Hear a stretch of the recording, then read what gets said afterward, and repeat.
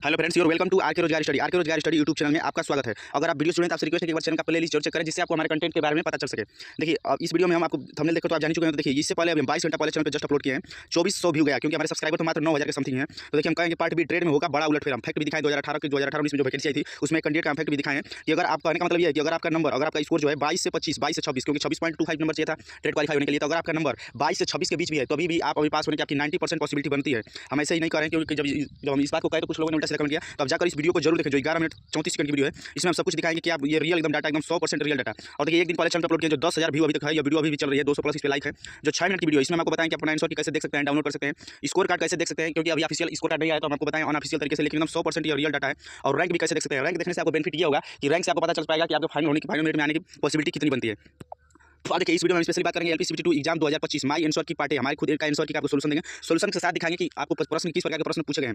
एलपीसीबीटी2 mains में किस तरह के प्रश्न पूछे गए इस बार, लेटेस्ट टीसीएस का एग्जाम पैटर्न, क्योंकि अभी रेलवे का लेटेस्ट एग्जाम यही है। इसके बाद अब एग्जाम होने वाला है एनटीपीसी का और ग्रुप डी का। तो ये सेट देखने के आपको बेनिफिट ये होंगे कि आपको लेटेस्ट टीसीएस का पैटर्न का अंदाजा लग पाएगा। और अगर आप एलपी 2025 में जो 9000 कुछ वैकेंसी आई है, 10,000 के आसपास भर्ती, यानी 9,900 कुछ जो वैकेंसी है, जिसका जो 2025 की, उसका अगर आप प्रिपरेशन करें तो उसको आपको देखना ये सेट बहुत ही जरूरी है, जिससे आपको रेलवे का प्री तो आप आराम से निकाल सकते हैं। प्री में तो आपके 20 से 25 नंबर भी कर देंगे आप, तभी आराम से क्वालीफाई होगा। प्री पास करना बड़ी बात नहीं है, लेकिन मेंस में आपको अच्छा स्कोर लाने के लिए सेट आपको जरूर देखना चाहिए, जिससे आप पहले से ही अभी से अगर आप मेंस की प्रिपरेशन करेंगे ना, प्री की आप प्रिपरेशन करिए ही मत। हमारा जो सजेशन है कि जो भी कैंडिडेट एलपीसी 2025 की तैयारी कर रहा है वो प्री की प्रिपरेशन मत करिए, डायरेक्ट आप मेंस का सिलेबस फॉलो करिए। पार्ट ए और पार्ट बी मेंस का तैयारी करिए, जिससे आपको बेनिफिट ये होगा ना कि आप जो मेंस के लिए मैथ और रीजनिंग पढ़ेंगे, सिर्फ अगर मैथ और रीजनिंग भी आप वहाँ पे कर देंगे और साइंस भी आती है, तो आप आराम से पार्ट ए यानी कि सीटी 1 क्वालीफाई कर जाएंगे। तो आप मेंस की तैयारी करिए। और एनटीपीसी ग्रुप डी 2025 में जो एग्जाम देने वाले कैंडिडेट, उनके लिए वेरी इंपॉर्टेंट यह वीडियो होगी। तो देखिए, अभी हमारे चैनल पे देखिए, यह वीडियो हम कब बना रहे हैं, तो जैसा कि जानते हैं 8 मई को रात को 10:30 बजे आंसर की ऑफिशियल जारी हुआ है। और हम यह वीडियो बना रहे हैं 10 मई को यह वीडियो बना रहे हैं 10 मई 2025 को हम मॉर्निंग में वीडियो बना रहे हैं। तो देखिए, हमारे चैनल पे क्या, तो देखिए, हमारे चैनल पे 20 लाख से अधिक व्यू है, जिसके लिए हम सदा आपके आभारी हैं कि आप लोगों ने हमारे चैनल को प्यार और सपोर्ट दिया।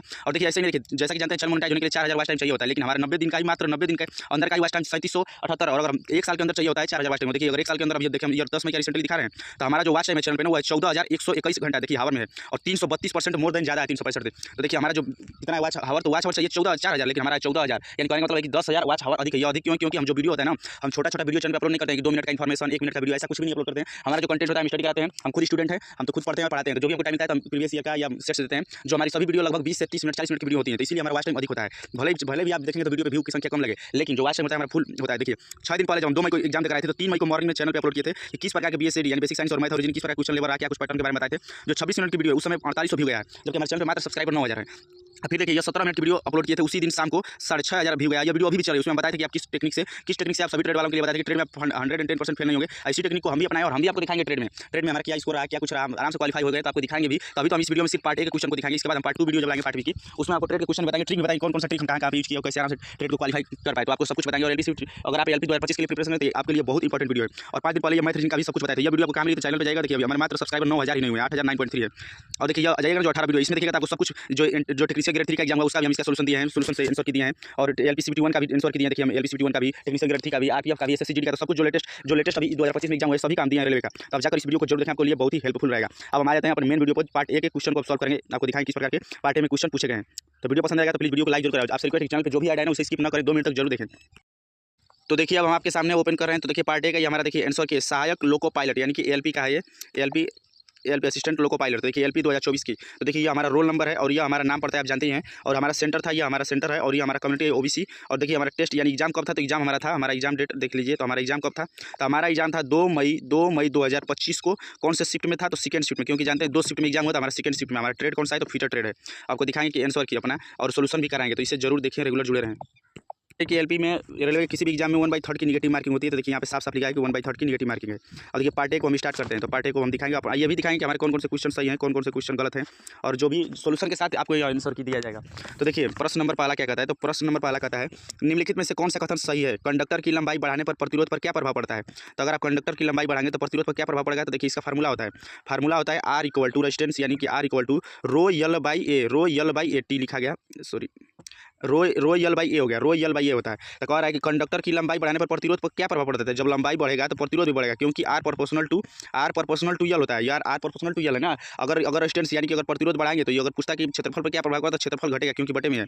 अब इसे ध्यान से समझेंगे, जब रेजिस्टेंस यानी कि प्रतिरोध बढ़ाएंगे तो लंबाई भी बढ़ेगी, लेकिन अगर प्रतिरोध बढ़ाएंगे तो हमारा जो है ये क्या बोलता है एरिया यानी कि क्षेत्रफल घटेगा। ये कह रहा है कि कंडक्टर की लंबाई बढ़ाने पर प्रतिरोध पर क्या प्रभाव पड़ता है, तो प्रतिरोध बढ़ जाता है। बोर्ड ने किया है ऑप्शन नंबर 1 और हम भी देखिए चूज ऑप्शन किए हैं ऑप्शन नंबर 1, तो यह प्रश्न हमारा सही हो जाएगा। प्रश्न नंबर 2 पे आ जाएंगे। तो देखिए प्रश्न नंबर 2, तो देखिए प्रश्न नंबर 2 नॉट अटेम्प्ट है हमारा, क्योंकि देखिए टाइम मैनेज भी करना बहुत ही मुश्किल पड़ रहा था, क्योंकि पेपर में 100 क्वेश्चन थे, 90 मिनट थे। तो देखिए यह क्वेश्चन जो है ना लेंदी था कहने का मतलब इसका लैंग्वेज बहुत ही लेंदी था, तो इसके हम स्किप कर दिए, नॉट अटेम्प्ट है, यह हम इस प्रश्न को हम स्किप कर दिए। ठीक है, अब आगे आते हैं प्रश्न नंबर 3 पे। जो हम क्वेश्चन को अटेम्प्ट किए वही आपको तो सोल्यूशन देंगे। अब देखिए क्वेश्चन नंबर 3 पे आ जाएंगे और आपको दिखाएंगे भी कि हमारा प्रश्न यह सही है या गलत है क्या कुछ। हाँ देखिए प्रश्न नंबर 3 पे आते हैं। तो देखिए प्रश्न नंबर 3 क्या कहता है, निम्नलिखित में से अक्षर, देखिए प्रश्न नंबर 3 कहता है निम्नलिखित में से अक्षर और प्रतीक श्रृंखला का संदर्भ लेते हुए गिनती केवल बाईं ओर से दाईं ओर जानी है, यानी कि बाएं ओर इधर है बाएं, तो बाएं से दाएं तरफ गिनती करनी है। ठीक है, ऐसे कितने प्रतीक हैं जिनमें से प्रत्येक के ठीक पहले एक प्रतीक और ठीक बाद में एक अक्षर भी है। यानी कहने का मतलब है कि ये जो ऊपर दिया है तो उसमें होना चाहिए सबसे पहले प्रतीक होना चाहिए और उसके बाद फिर प्रतीक होना चाहिए, उसके बाद क्या होना चाहिए, तो उसके बाद होना चाहिए अक्षर। तो यानी कि तीन, ये कौन कौन कहाँ पे है, प्रतीक, प्रतीक और अक्षर, ये तीनों कहाँ पे हैं। तो देखिए ये कहाँ पे है, तो देखिए अगर हम यहाँ पे देखेंगे जो हैज वाला, तो देखिए हैज एक तो है, एक तो यहाँ पे है देखिए हैज, और हैज के बाद है परसेंटेज, और परसेंटेज के बाद है यस। तो देखिए दो प्रतीक हो गए और एक अक्षर हो गया। ठीक है, और इसके बाद देखिए एक यहाँ पे है, ठीक है, ये तीन हो गए।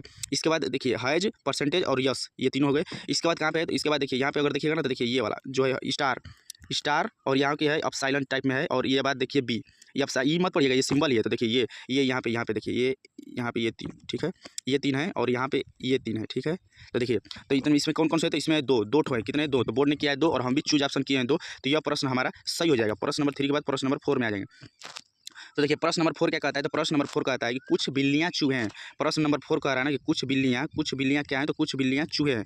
तो मान लेंगे कि बिल्ली का ये वाला हिस्सा, जो बिल्ली का ये वाला हिस्सा जो कट कर रहा है ना, मान लेंगे कि ये बिल्ली का हिस्सा, जो बिल्ली का ये वाला हिस्सा जो कट कर रहा है वो मान लेंगे कि चूहे में। ठीक है, अब आगे पढ़ते हैं। आगे क्या कर रहा है कि आगे कर रहा है कथन के बाद दूसरा कथन कह रहा है सभी चमगादड़ टेबल हैं। तो क्या चमगादड़ अभी तक चमगादड़ का डायग्राम नहीं बना था, इस लाइन को हम स्किप करके अगली लाइन पढ़ेंगे। तो अगली लाइन वो है सभी चूहे चमगादड़ हैं। सभी चूहे क्या है, तो सभी चूहे चमगादड़ है। चूहा ये वाला है तो सभी चूहा क्या हो जाएगा, सभी चूहा जो है ना वो चमगादड़ हो जाएगा। तो सभी चूहा क्या है, तो सभी चूहा चमगादड़ है। ठीक है, और इसके बाद देखिए पीछे जो लाइन छोड़े थे उसको पढ़ें, तो उसको कहा था कि सभी चमगादड़ जो है वो टेबल है। तो सभी चमगादड़ क्या है, तो सभी चमगादड़ जो है ना टेबल है। ठीक है, अब जो निष्कर्ष होता है ना वो कथन या डायग्राम से ही बताना होता है। तो देखिए निष्कर्ष को चेक करेंगे, तो निष्कर्ष नंबर पहला चेक करेंगे और निष्कर्ष नंबर दूसरा। तो पहला क्या कहता है, तो निष्कर्ष नंबर पहला और दूसरा को चेक करेंगे, निष्कर्ष नंबर पहला और दूसरा को चेक करेंगे। तो निष्कर्ष नंबर पहला कह रहा है कि कुछ बिल्लियाँ चमगादड़ हैं। तो क्या कुछ बिल्लियाँ चमगादड़ है, तो बिल्कुल है। क्यों है, क्योंकि देखिए चमगादड़ यहाँ पे है, ठीक है, और बिल्ली कहाँ पे है, बिल्ली है यहाँ पे। तो बिल्ली और चमगादड़ का ये वाला हिस्सा तो कट कर रहा है, तो ये 110% है कि कुछ बिल्लियाँ चमगादड़ हैं। कह रहा है कि सभी चमगादड़ क्या चूहे हैं, तो क्या सभी चमगादड़, देखिए चमगादड़ ये है, चूहा ये है, तो क्या सभी चमगादड़ चूहे के अंदर आ रहे हैं, बिल्कुल नहीं। अगर कहता है कि कुछ चमगादड़ चूहे हैं तो सही हो जाता है। अगर कहता है कि सभी चूहे चमगादड़ हैं, चूहा देखिए ये चूहा वाला डायग्राम है, तो चूहा वाला डायग्राम जो है ना वो चमगादड़ के अंदर है। तो अगर कहता है कि सभी चूहा चमगादड़ हैं तो बिल्कुल सही होता है, लेकिन इसने उल्टा कह दिया, कहा कि सभी चूहे क्या चमगादड़ हैं, तो बिल्कुल नहीं है। तो इसका सही आंसर हो जाएगा ऑप्शन नंबर 1। बोर्ड ने किया है ऑप्शन नंबर 1 और हम भी चूज ऑप्शन किए हैं। देखिए ऑप्शन नंबर बोर्ड ने माना है 2 और हम भी चूज ऑप्शन किए हैं 2, तो यह प्रश्न हमारा सही हो जाएगा, यह प्रश्न हमारा सही हो जाएगा। ये सभी प्रश्न एलपी सीबीटी 2 के प्रश्न है जो एग्जाम 2 मई 2025 को हुआ है। तो सेकंड शिफ्ट में यह, इससे आपको टीसीएस के लेटेस्ट पैटर्न का पता लग पाएगा। और अगर आप एलपी 2025 की वैकेंसी के लिए तैयारी कर रहे हैं तो इसके लिए आपको बेस्ट यह क्लास होगी, जिससे आपको सीबीटी 2 के लिए प्रिपरेशन आप अभी से लग पाएंगे। और आपसे रिक्वेस्ट है कि जो भी चैनल पर ऐड है उसे स्किप न करें, 2 मिनट तक जरूर देखें। और आपको हमारी मेहनत यह पसंद है, क्योंकि देखिए आप लोग वीडियो पर लाइक नहीं करेंगे तो फिर ये सब वीडियो बनाने का मकसद कोई नहीं रहता है। क्योंकि आप लोगों को अगर रिस्पॉन्स नहीं करेंगे तो वीडियो बनाने बहुत मेहनत लगती है। सॉल्व करिए, फिर शॉर्ट करिए, फिर अपलोड करिए, थंबनेल बनाइए, सब कुछ करिए, इरेज करिए, फिर एडिटिंग करिए। तो आप लोग प्लीज़ वीडियो अगर सोल्यूशन पसंद है तो प्लीज़ वीडियो को थोड़ा सा सपोर्ट जरूर करें। फ्यूज बदलने से पहले क्या करने की सलाह दी जाती है, जैसे कि जानते हैं पार्ट ए में बेसिक साइंस और इंजीनियरिंग ड्राइंग थी, जिसमें हमारा बेसिक साइंस था और इसके बाद इंजीनियरिंग ड्राइंग भी थी, और इसके बाद इसमें सेफ्टी भी थे और इन्वायरमेंट के क्वेश्चन थे और सेफ्टी के थे और आईटी लिटरेसी भी थी। तो पार्ट ए के इतने सिलेबस हैं, तो इसी सेफ्टी के पर्पज, सेफ्टी वाले सेक्शन में आ जाता है, सेफ्टी में आ जाता है क्वेश्चन। तो फ्यूज बदलने से पहले, क्योंकि बहुत से कैंडिडेट सोच रहे हैं जो है 25 वाले किस प्रकार के प्रश्न, तो आप तैयारी करने से पहले आपको पता होना चाहिए किस प्रकार के प्रश्न लेटेस्ट में पूछे गए हैं। तो फ्यूज बदलने से पहले क्या करने की सलाह दी जाती है, तो अगर आपको फ्यूज चेंज करना है तो सबसे सूटेबल क्या होगा, तो क्या रबड़ के दस्ताने पहन के फ्यूज को बदलिएगा, सुरक्षा बेल्ट पहनिएगा, क्या स्टूल पर खड़ा होकर बदलिएगा, नहीं। सबसे बेस्ट है कि परिपथ को बंद कर दीजिए। अगर आप एमसीबी लगाए हैं या करंट कहीं चलाएं तो करंट को बंद कर दीजिए और इसके बाद आराम से उसका फ्यूज चेंज कर दीजिए। तो देखिए बोर्ड ने माना ऑप्शन नंबर 4 और हम भी चूज ऑप्शन किए हैं 4, तो यह प्रश्न हमारा सही हो जाएगा। आ जाएंगे प्रश्न नंबर 6 पे। तो देखिए प्रश्न नंबर 6 क्या कहता है, तो प्रश्न नंबर 6, नेहा 50 मीटर लंबे पुल में तैरती है। मान लीजिए कि ये पुल है, ठीक है, यहाँ से यहाँ तक मान लीजिए कोई पुल है, इसका लंबाई जो है ना वो है 50 मीटर, ठीक है, 50 मीटर लंबे पुल में तैरती है। पुल है, मान लीजिए इसमें पानी उनी भरा है चाहिए या जो भी है पानी है, तभी तो तैर रही है पानी है, ठीक है, 50 मीटर लंबाई है। वह पुल के एक छोर से दूसरे छोर तक, पुल के एक छोर, ये छोर मान लीजिए कि पुल का ये एक छोर हो गया, ठीक है, एक छोर से दूसरे छोर तक, ठीक है, गई और पथ के अनुदिश यानी कि विपरीत, वापस यानी कि विपरीत यहाँ पर गई और फिर यहाँ से वापस आ गई, ठीक है। तैर कर 1 मिनट में 100 मीटर की दूरी तय करती है, 1 मिनट में 100 मीटर की दूरी तय करती है, तो उसका औसत वेग क्या होगा? तो औसत वेग का फार्मूला क्या होता है? तो औसत वेग यानी कि औसत चाल बराबर होता है कुल दूरी बटा में कुल समय, औसत एवरेज स्पीड यानी कि औसत वेग बराबर होता है कुल दूरी बटा में कुल समय, कुल दूरी बटा में कुल समय। तो कुल दूरी कितना चल दी? तो 50 मीटर गई है और 50 मीटर आई है, तो कुल दूरी कितना चल दी? तो कुल दूरी चली है 100 मीटर। और समय कितना लगी है? तो कहा ना कि 1 मिनट में 100 मीटर की दूरी तय करती है, 1 मिनट में होता है 60 सेकंड, तो 60 और सेकंड, मीटर पर सेकंड। और औसत चाल किसमें बताना है? तो औसत चाल बताना है मीटर पर सेकंड में। अगर यही कहा होता ना कि औसत चाल को किलोमीटर पर आवर में बताइए, तो हम 100/160 है, इसको मल्टीप्लाई कर देते हैं 18/5 से।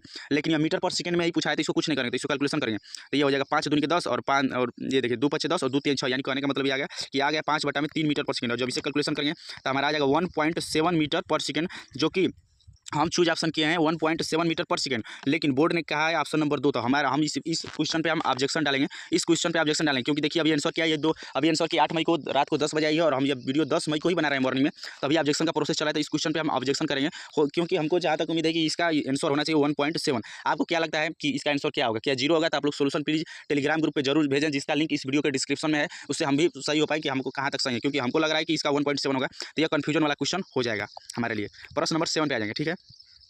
वनस्पति तेलों से बायोडीजल बनाने के लिए किस रासायनिक प्रक्रम में एल्कोहल आर समूह को एस्टर समूह में प्रतिस्थापित किया जाता है? तो इसका सही आंसर हो जाएगा ऑप्शन नंबर 3, पार एस्टरीकरण। हम इस प्रश्न को स्किप कर दिए हैं, नहीं किए। प्रश्न नंबर 7 के बाद प्रश्न नंबर 8 आ जाता है। तो देखिए प्रश्न नंबर 8 वेरी देखिए, ये प्रश्न जो है ना, यह प्रश्न टाइम टेकिंग था। ऐसा नहीं कि ये प्रश्न बनेगा नहीं, लेकिन प्रश्न टाइम टेकिंग था और इस प्रश्न को भी हम स्किप कर दिए। देखिए इसका लैंग्वेज कितना लेंदी है। अब देखिए इस बार नॉर्मेशन होना नहीं है, तो अगर नॉर्मेशन नहीं होना है, पहले क्या होता था कि पहले नॉर्मेशन होता था। नॉर्मेशन से बेनिफिट ये होता था कि अगर आप लेंदी क्वेश्चन को, डिफिकल्ट क्वेश्चन को करते हैं, तो आपको नॉर्मेशन में ज़्यादा नंबर आपको बढ़ता था। लेकिन इस बार ऐसा नहीं है, तो अगर आप इजी क्वेश्चन करेंगे तभी आपको 1 नंबर मिलेगा, अगर आप डिफिकल्ट क्वेश्चन करेंगे तभी आपका 1 नंबर मिलेगा। और 100 क्वेश्चन को 60 मिनट में करना था, तो उस सिचुएशन में इस प्रश्न को हम स्किप कर दिए। थोड़ा सा बस देखिए कि लैंग्वेज बहुत बड़ा है, इसको हम स्किप कर दिए, नहीं किए, तो यह प्रश्न हम स्किप कर दिए। देखिए नॉट अटेम्प्ट है। अब आते हैं नेक्स्ट प्रश्न पे। प्रश्न नंबर 9, निम्नलिखित में से कौन सा शब्द कार्बन डाइऑक्साइड, CFC और अन्य प्रदूषकों के बढ़ते स्तर के कारण ग्रीन हाउस प्रभाव के द्वारा पृथ्वी के औसत तापमान में क्रमिक वृद्धि की प्रक्रिया का वर्णन करता है? तो कौन सा है? तो वह है वैश्विक तापन। वैश्विक तापन देखिए इन्वायरमेंट का क्वेश्चन है और हम भी चूज ऑप्शन किए 4, तो यह प्रश्न हमारा सही हो जाएगा। प्रश्न नंबर 9 के बाद आ जाएंगे प्रश्न नंबर 10 पे। तो देखिए प्रश्न नंबर 10 पे आ जाएंगे, ठीक है। प्रश्न नंबर 10, अब देखिए हम आ जाते हैं प्रश्न नंबर 10 पे। प्रश्न नंबर 10 हमारा क्या कहता है? एक व्यक्ति अपनी मासिक आय का 10% बचत करता है, ठीक है। कह रहा है प्रश्न नंबर 10 ना कि एक व्यक्ति अपनी मासिक आय का 10% बचत करता है। तो देखिए हम इसी तरह सॉल्व करते हैं। आय बराबर क्या होता है? आय बराबर क्या होता है? तो आय अगर मान लीजिए कि आप कितना कमा रहे हैं, कैसे निकाल सकते हैं? आपको देखिए क्वेश्चन को ना किसी भी, तो आप जितना खर्च कर रहे हैं और जितना बचा रहे हैं, अगर मान लीजिए कि आप 100 रुपये कमा रहे हैं, ठीक है, और अगर आपने 30 रुपये बचा लिए, तो कितना खर्च किया था? 100 - 30 70 रुपये आपने खर्च कर दिया। अगर हम कहें कि आपने 70 रुपये खर्च किया है और 30 रुपये बचाए, तो बताइए आपने कितना कमाया? तो 70 30 100। इसी प्रकार आय बराबर होता है खर्च प्लस बचत, यानी कि अगर आपको इनकम अपने कमाई निकालना है, तो उसके लिए खर्च और बचत को जोड़ देंगे तो निकल जाएगा। तो कह रहा है ना कि अपनी मासिक आय का 10% बचत करता है। कह रहा है कि ये बचत कितना करता है? तो बचत करता है 10%। अगर 10% बचत कर रहा है, तो खर्च कितना कर रहा होगा? तो खर्च कर रहा होगा 90%। और दोनों को जोड़ेंगे तो आय निकल जाएगी। तो आय कितना है? तो आय हो जाएगा 100%। इसे सॉल्व करेंगे तो ये हो जाएगा इतना, यानी कहने का मतलब है कि आय हो गया 10, खर्च हो गया 9 और बचत हो गया 1 के रेशियो में। कह रहा है यदि उसकी मासिक आय में 30% की वृद्धि की जाए, ठीक है। कह रहा है क्वेश्चन है कि यदि उसके मासिक आय में 30% की वृद्धि की जाए, अगर इसमें आय में 30% की वृद्धि की जाए और बचत में 20% की वृद्धि की जाए, तो बचत 20% अधिक करता है, यानी कि बचत में 20 का गुणा कर देंगे, तो व्यय में क्या प्रभाव पड़ेगा? तो व्यय को क्या करेंगे? तो व्यय का नहीं डाटा दिया है, तो व्यय बराबर हो जाएगा यक्स। ऐसे सॉल्व करेंगे तो कितना आएगा? तो आ जाएगा 300 बराबर हो जाएगा 9 यक्स और प्लस हो जाएगा 20, और ये आ जाएगा इधर, तो 9 यक्स बराबर हो जाएगा 300, अब प्लस ये 20 है तो इधर आके माइनस हो जाएगा, तो माइनस 20। 9 यक्स बराबर कितना हो जाएगा? तो 9 यक्स बराबर हो जाएगा 280, और जब इसे 9 से सॉल्व करेंगे तो यक्स बराबर हमारा कितना आ जाएगा? तो यक्स बराबर आ जाएगा 31.11%, 31.11%। और देखिए बोर्ड ने क्या ऑप्शन नंबर 3 और हम भी किए हैं चूज ऑप्शन 3, तो यह प्रश्न हमारा सही हो जाएगा। नेक्स्ट प्रश्न में आ जाएंगे प्रश्न नंबर 11। देखिए प्रश्न नंबर 11 हम स्किप कर दिए क्योंकि देखिए हम इससे पहले स्टेट पुलिस का एग्जाम का प्रिपरेशन कर रहे थे, तो हम थोड़ा मैथ को हम एडवांस लेवल का नहीं पढ़े थे ज़्यादा, तो इसीलिए हम ये मेंसुरेशन का टाइम थोड़ा सा बस फार्मूला बेस्ड था, हम रिव्यू में बता भी थे, तो इस प्रश्न को हम स्किप कर दिए, हम इससे नहीं लगा पाए।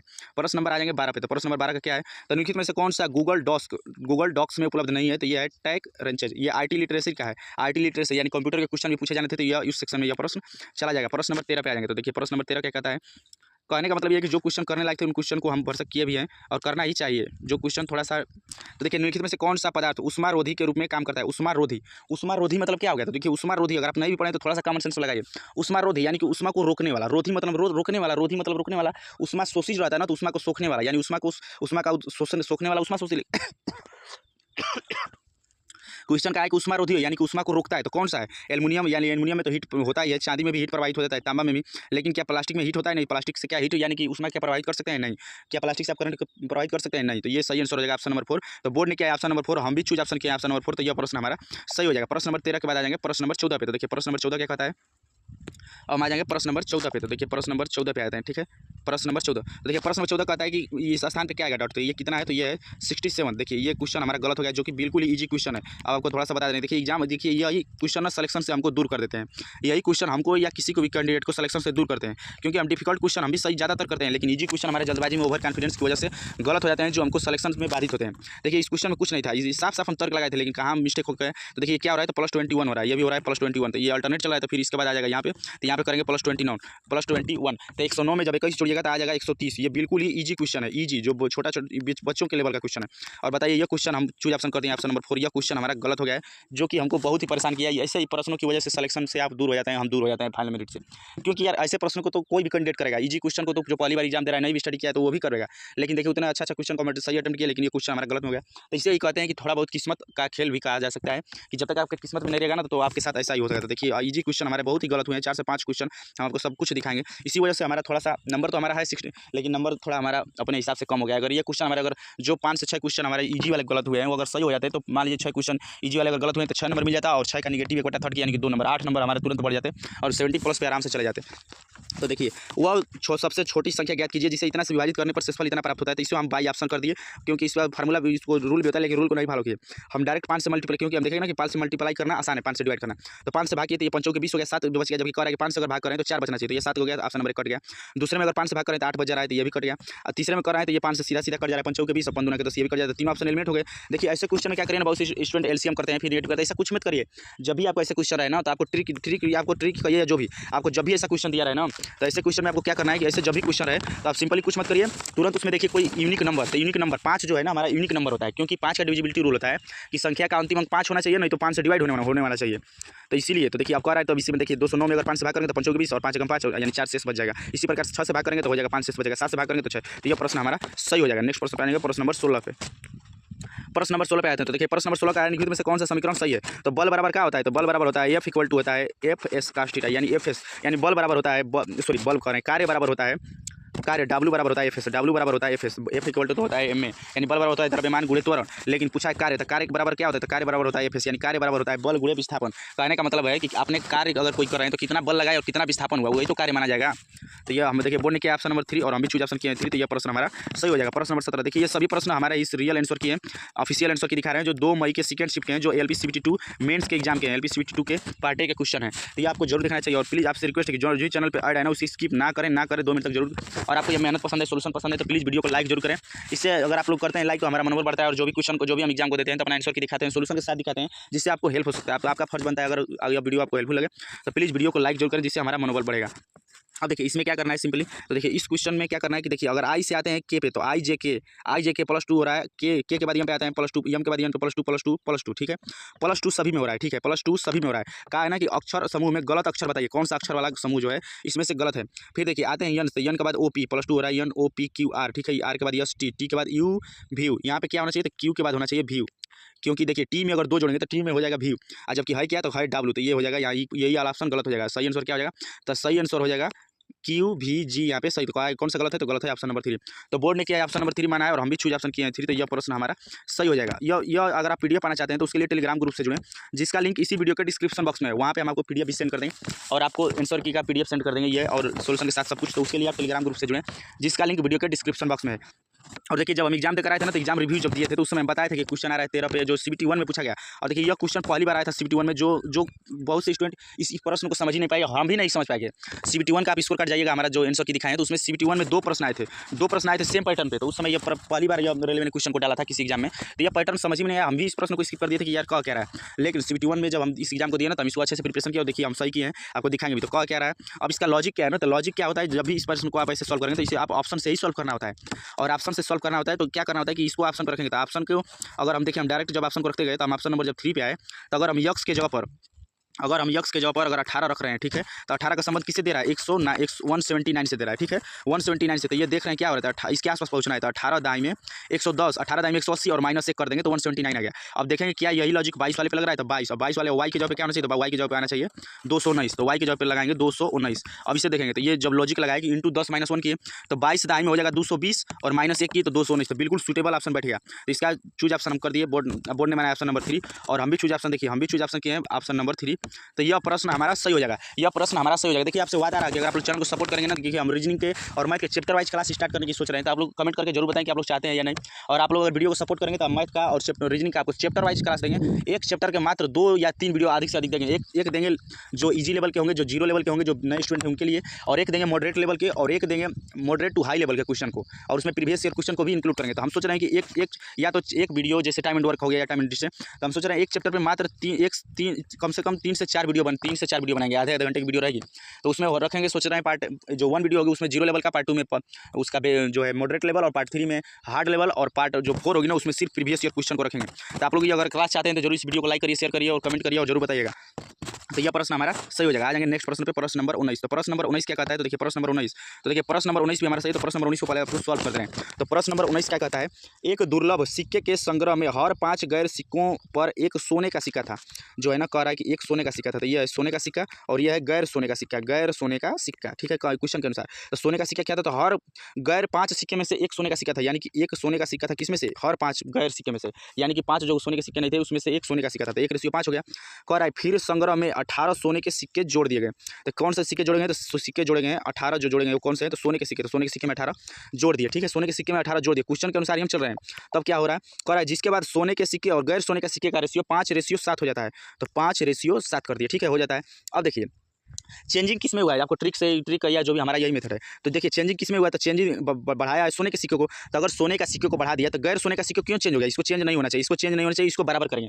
तो इसको बराबर करने के लिए क्या होता है, इसको बराबर करने के लिए क्या करें ना कि ऊपर में मल्टीप्लाई करिए, ऐसा कौन सी संख्या का दोनों में से मल्टीप्लाई करें जिससे ये बराबर हो जाए। तो देखिए अगर हम ऊपर वाले में 7 का मल्टीप्लाई करते हैं, ठीक है, और नीचे में 5 वाले का मल्टीप्लाई कर देते हैं, इधर वाला जो ये वाला संख्या ये बराबर हो जाएगी, तो इस रेशियो को हम बराबर करेंगे, इस रेशियो को हम बराबर करेंगे। तो देखिए अब मल्टीप्लाई करेंगे, तो क्या हो जाएगा, अब मल्टीप्लाई करेंगे तो क्या हो जाएगा, तो ये देखिए हो जाएगा 7 एकम 7 और ये हो जाएगा 7 पंचे 35, ठीक है, और नीचे वाला हो जाएगा 5 25 और ये हो जाएगा 7 पंचे 35। तो देखिए 7 पंचे 35 हो गया। तो देखिए ये जो है गैर सोने का सिक्का वाला रेशियो बराबर हो गया ना, तो ये वाला रेशियो का काम खत्म हो गया।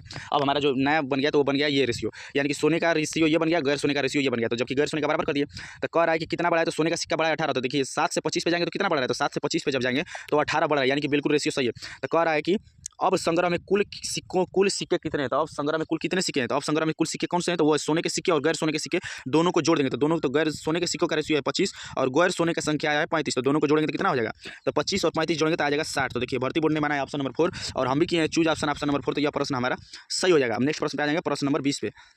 अब देखिए प्रश्न नंबर 20 क्या कहता है, यदि गेंद को ऊपर की ओर फेंका जाता है तो गुरुत्वाकर्षण बल द्वारा किया गया कार्य क्या होता है। अगर आप किसी गेंद को अगर पृथ्वी से ऊपर की ओर फेंकते हैं तो गुरुत्वाकर्षण बल द्वारा किया गया कार्य क्या होता है, तो गुरुत्वाकर्षण बल पिंड को अपनी तरफ खींचेगा, तो इसका सही आंसर हो जाएगा ऋणात्मक। और हम भी किए चूज ऑप्शन नंबर 3 और बोर्ड ने भी किया ऑप्शन नंबर 3, तो यह प्रश्न हमारा सही हो जाएगा। प्रश्न नंबर 21 पे आ जाएंगे। देखिए प्रश्न नंबर 21 क्या कहता है, तो प्रश्न नंबर 21 क्या है, तो प्रश्न नंबर 21 पे आ जाएंगे। तो देखिए प्रश्न नंबर 21 में क्या करा है कि अल्टरनेट चला है, 112 से अगर आप जाएंगे 129 पे तो 17 जुड़ रहा है, 17 से जाएंगे 146 पे तो 17 जुड़ा है, 146 पे जाएंगे 163 पे तो 17 जुड़ा है, यानी सभी में 17 प्लस हो रहा है अल्टरनेट सीरीज। देखिए आपको एक ट्रिक बता दे रहे हैं, आपको ट्रिक ये जानना है ना कि जब भी सीरीज बड़ी रहे, जब भी ऐसे सीरीज 4 5 6 8 10 रहे, तो उसमें एकदम 110% सबसे पहले आप ट्राई करिएगा अल्टरनेट सीरीज, और अल्टरनेट सीरीज 101% आपका सटीक बैठेगा, क्यों वो सही होता ही होता है।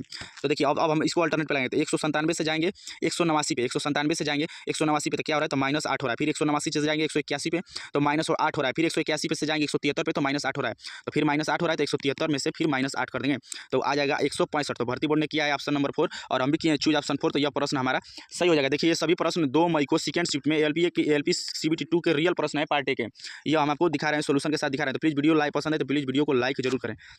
अब देखिए प्रश्न नंबर 22, देखिए इसको देखने से आपको पता चलेगा आप अगर एनटीपीसी का एग्जाम देने वाले हैं या आप ग्रुप डी के लिए प्रिपरेशन कर रहे हैं या आप आने वाली एलपी का जो एग्जाम है एग्जाम 2025 के लिए प्रिपरेशन कर रहे हैं, तो आपको यह वीडियो बहुत ही हेल्पफुल रहेगा, जिससे आपको टीसीएस के पैटर्न का पता चल पाएगा। तो देखिए इसमें क्या कहा है कि 13 के मान लीजिए 13 संक्रिया में से किया कुछ, तो हम क्या करते हैं ना कि ऐसे प्रश्न में डायरेक्ट इसको छोड़ देते हैं, काट देते हैं, इस पर नजर ही नहीं डालते हैं। एक अगर हम जब भी क्वेश्चन को ओपन करते हैं जॉइन नजर पड़ा तुरंत नजर हटा लेते हैं, यानी 1 से 2 सेकंड बाद इससे हम नजर हटा लेते हैं और इस सभी को हम यहाँ पे एकदम छोड़ देते हैं, कुछ भी नहीं देखते हम, डायरेक्ट अब देखते हैं इस लॉजिक को देखते हैं कि क्या लॉजिक लगाया, और ऐसा ही लॉजिक ना आपका आंसर से भी निकलना चाहिए। तो देखिए ये क्या, तो देखिए ऐसे प्रश्न में आपको क्या करना है ना कि तुरंत आप ये सभी को काट दीजिए और लॉजिक को ढूंढिए। लॉजिक ढूंढेंगे कि इसमें लॉजिक क्या है। तो देखिए लॉजिक ढूंढेंगे तो हम क्या इस सभी को काट दिए, ठीक है। अब इसके बाद लॉजिक ढूंढ रहे हैं, तो देखिए इसको दो पार्ट में डिवाइड किया है, दो पार्ट में देखिए यहाँ से ये लगाया है तो दो पार्ट में डिवाइड किया है। तो इसका क्वेश्चन का कहने का अर्थ यह है कि आप दोनों में से किसी एक का जो लॉजिक, किसी दोनों में जो ये है ना, दो पार्ट में डिवाइड किया है, दोनों में सेम लॉजिक है, दोनों में सेम लॉजिक लग रहा है। तो जो भी ऐसा ये सिर्फ कंफ्यूजन के लिए दिया जाता है। तो जो भी आपको सिंपल लगे ना उसको आप लॉजिक को यहाँ पे लगाकर फॉलो कर लेते हैं। हम इसको देख रहे हैं दोनों में डिजिट कौन सा, हम जो एग्जाम में हाल में किए ये प्रश्न भी हमारा सही है। तो देखें कि दोनों में से कौन किसका डिजिट इजी है। तो देखिए कि ये वाला पैटर्न जो है ना इसका डिजिट इजी है, तो इससे हम कैलकुलेशन निकालने में सही रहेगा। तो हम इसको लिख लिए पेज पे जो रफ के लिए मिला था, ठीक है 4 3, इसके बाद 1 2 9, इसके बाद लिख लिए। अब इसको हम नहीं देखें, अब इसके बाद लॉजिक ढूंढ रहे हैं कि लॉजिक इसमें क्या हो रहा है। तो देखिए 29 से जा रहे हैं 58 पे, तो ये हो रहा है इंटू 2, 29 दुना के हो जाता है 58, तो इंटू 2 हो जा रहा है, 29 दुना के होता है 58, 29 दुना के हो जाता है 58 इंटू 2 हो रहा है। फिर देखिए इससे जब इस पे जाएंगे ना तो ये हो जा रहा है -25, 58 से 25 घटा देंगे तो हो जाएगा 43। और फिर देखिए 43 से जब इस साइड जा रहे हैं तो हो रहा है इंटू 3। अब देख रहे हैं कि ये वाला लॉजिक अब हमको ढूंढना है, ये वाला लॉजिक किस ऑप्शन में है। तो देखिए अब ये वाला लॉजिक हम देखना है कि किस ऑप्शन में है। तो देखिए ये 14, देखिए अंत में क्या हो रहा है, तो अंतिम में 3 हो रहा है। तो देखिए क्या 3 में, इसमें दोनों में 3 का मल्टीप्लाई हो रहा है, नहीं तो ये ऑप्शन एलिमिनेट हो जाएगा। ये देखिए क्या इसका 3 गुना है, तो ये हो जाएगा 6 6 3 18 और 4 3 12 13, तो ये तो 3 गुना है, ठीक है। ये देखिए क्या 3 गुना है, तो 4 3 12 और ये 4 3 12 और 3 से कर रहे हैं ना, तो 4 3 12 और 17 21 और 21 और 22, ये भी हो जा रहा है, ठीक है। ये भी हो जा रहा है। तो देखिए हम दूना का देख रहे हैं, तो देखिए ये क्या दूना है इसका, तो ये यहाँ पे दूना है और ये भी दूना है, ठीक है। 35 दूना के 70। अब देख रहे हैं क्या -25 हो रहा है, देखिए -25 नहीं हो रहा है, ये ऑप्शन कट जाएगा, ये ऑप्शन भी कट जाएगा। तो अब देखिए ये सवाल में अगर आप लॉजिक में ढूंढेंगे तो ये हो जाएगा 35। देखिए थोड़ा सा वीडियो बड़ी हो सकती है लेकिन आपको समझ में पूरा आना चाहिए टीसीएस का पैटर्न, तभी आप एनटीपीसी और गुडी में अच्छा परफॉर्मेंस दे पाएंगे। तो देखिए 35 दुना का हो गया 70 और 70 से 55 पे आएंगे तो हो जाएगा -25 और 55 तिहाई हो जाएगा 165। तो बिल्कुल ये लॉजिक सही बैठ रहा है। तो बोर्ड ने बनाया ऑप्शन नंबर 3 और हम भी किए हैं, देखिए हम भी किए हैं चूज ऑप्शन नंबर 3। तो यह प्रश्न हमारा सही हो जाएगा, यह प्रश्न हमारा सही हो जाएगा। आ जाएंगे नेक्स्ट प्रश्न पे, प्रश्न नंबर 23। तो देखिए प्रश्न नंबर 23 क्या करता है, तो प्रश्न नंबर 30 कह रहा है ना कि एक कक्षा में 30 परीक्षार्थी समय, जिसमें से 12 विद्यार्थियों का औसत 68 है। देखिए 12 विद्यार्थियों का औसत 68 है, तो यहाँ से हम योग निकालेंगे, तो 12 में 68 का मल्टीप्लाई करेंगे तो हो जाएगा 816 तथा शेष का औसत 70 है। शेष का औसत क्या है, तो शेष का औसत 70 है। और कुल है कितने, तो कुल है 30। तो 30 में से 12 का औसत अगर 68 है तो 30 में से 12 घटा देंगे तो 30 में से 12, तो जो शेष का रहा है तो शेष कितने बचे, तो 30 में से 12 घटा देंगे तो 18 शेष बचे, तो 18 का औसत हो जाएगा 70। तो 18 में जब 70 का मल्टीप्लाई करेंगे तो हो जाएगा 20 76। ये देखिए हमारा रियल प्रश्न है, हम खुद इस प्रश्न को एग्जाम को दिए हैं और प्रश्न को सही किए हैं। ऐसा नहीं है कि हम एग्जाम घर पे आए और आंसर की पा गए, हम घर से सॉल्व किए हैं। आपको दिखा रहा है कि देखिए टाइम रहते हैं, हम इन प्रश्नों को कैसे सॉल्व किए, कैसे आप सॉल्व कर सकते हैं, कैसे आप टाइम सेविंग करेंगे, क्योंकि 100 क्वेश्चन को 90 मिनट में करना है और वो भी मेंस का एग्जाम है, तो इतना भी इजी मत समझिए। तो ये आपको दिखा रहे हैं पैटर्न भी पता नहीं, प्रीवियस ईयर पैटर्न पे क्वेश्चन रहता है ना कि प्रीवियस ईयर पैटर्न पे है तो उससे आप ज़्यादा फास्ट कर पाते हैं। लेकिन प्रीवियस ईयर का टेस्ट हम सब कुछ दिए थे लेकिन प्रीवियस ईयर पैटर्न पे था ही नहीं, ये सब नया लॉजिक का क्वेश्चन, ये तो नहीं है, इससे पीछे वाला नया लॉजिक का क्वेश्चन था जो थोड़ा सा टाइम क्रिएट किया। तो कह रहा है कि कक्षा का औसत कितना है, तो कक्षा का औसत कितना है, तो टोटल कितने विद्यार्थी हैं, तो टोटल विद्यार्थियों की संख्या आ गई 30 और इसको जोड़ेंगे तो 816 2 और 1200 हो जाएगा, 1260 हो जाएगा। ये 1260 हो जाएगा, हम थोड़ा सा मिस्टेक कर दिए, तो 1260 हो जाएगा। जब इसे जोड़ेंगे तो हो जाएगा 20 और 76, क्योंकि देखिए हम पेज पे है, हम गाँव में रहते हैं और गाँव में वीडियो बनाने लायक है नहीं, क्योंकि घर में बहुत लोग रहते हैं, 12 का वीडियो बनाते हैं, तो हम इसको पेज पे 1/4 का पेज है उसमें हम सब सॉल्व करके लाए हैं और आपको दिखा रहे हैं। तो ऐसा नहीं कि हम ऐसे ही दिखा रहे हैं, हम खुद एग्जाम में सही भी तो किए हैं। तो जब इसका औसत निकालेंगे तो औसत के लिए क्या करेंगे, तो 20 76 में 30 से भाग करेंगे, तो जब भाग करेंगे तो देखिए आ जाएगा 69.2 और भर्ती बोर्ड ने किया ऑप्शन नंबर 1 और हम भी चूज ऑप्शन किए हैं तो 1 पर हमारा प्रश्न यह सही हो जाएगा। देखिए जो पॉइंट में क्वेश्चन होते हैं ना वो थोड़ा सा टाइम टेकिंग प्रश्न हो जाते हैं। अब देखिए आ जाएगा किसी भवन, कह रहा है ना कि किसी भवन के पाइपलाइन में डिजाइन से संबंधित परियोजना में किसी तकनीकी ड्राइंग्स को एक साथ संदर्भित करने की आवश्यकता होती है। कह रहा है किसी भवन के पाइपलाइन में डिजाइन करने की किसकी आवश्यकता होती है, तो देखिए हम किए चूज ऑप्शन नंबर 1 यानी कि सिविल और इलेक्ट्रॉनिक्स। कहने का मतलब है कि सिविल अगर इंजीनियर है तो वो भवन के निर्माण में, भवन के अथु के लिए कुल मतलब कि जो है सिविल का ही काम होता है, भवन के निर्माण ये सब करना, मैप नक्शा बनाना, क्योंकि सिविल इंजीनियर ही मैप सब बनाता है। तो वही कारण हम सोचे कि भवन के पाइपलाइन के डिजाइन के लिए ये होगा। और इसके बाद जो इलेक्ट्रॉनिक्स इंजीनियर होगा वो किससे, तो वो पाइपलाइन इस सबसे संबंधित होगा। तो जो भी हो तो भर्ती बोर्ड ने किया ऑप्शन नंबर 3 और हम कर दिए ऑप्शन नंबर 1। तो ये प्रश्न हमारा सही हो गया, गलत हो गया। हो सकता है कि जब फाइनल जब आंसर किया है तो हो सकता है इसके प्रश्न के ऑप्शन बदल जाए ऑब्जेक्शन करने पे या क्या कुछ, तो ये हम भर्ती बोर्ड पे छोड़ेंगे क्योंकि हम इसमें ज़्यादा कंफर्म नहीं है। अब देखिए ये प्रश्न मेंसुरेशन का या जो भी एडवांस का, तो ये प्रश्न को हम स्किप कर दिए। अब आ जाएंगे नेक्स्ट प्रश्न पे, देखिए 32 नंबर प्रश्न। अब देखिए 32 नंबर प्रश्न पे आ जाएंगे और देखिए यह प्रश्न हमारा गलत हो गया। जो भी ये भी क्वेश्चन को हम ईजी में मानेंगे और थोड़ा सा ये टाइम टेकिंग है, क्योंकि जो कैलकुलेशन इसका जो है ना वो बड़ा है, जो इसका जो सीरीज दिया है वो सीरीज जो है ना वो बड़ा है, तो थोड़ा सा कैलकुलेशन इसका टाइम टेकिंग है।